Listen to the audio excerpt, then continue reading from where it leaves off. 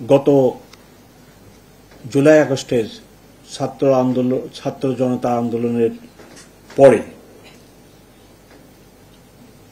পুলিশের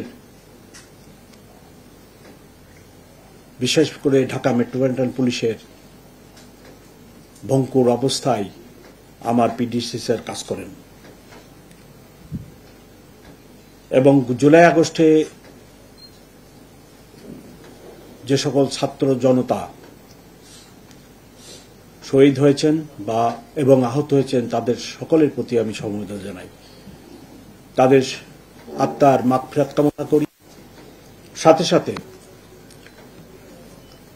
ঢাকাবাসী ওই আন্দোলনে অংশগ্রহণ করে এবং ঢাকা মেট্রোপলিটন পুলিশের নানা ধরনের কর্মকাণ্ডের সম্মুখীন হয়।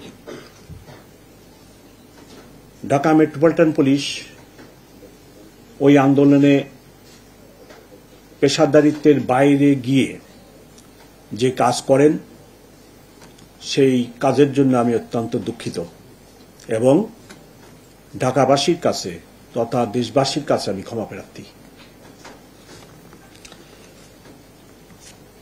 এই আন্দোলনের ফলশ্রুতিতে বর্তমানে ঢাকা মেট্রোপলিটন পুলিশ তথা বাংলাদেশ পুলিশ নতুনভাবে মানুষকে সেবা দেওয়ার জন্য কাজ শুরু করেছে। ইতিমধ্যে ঢাকা মেট্রোপলিটন পুলিশের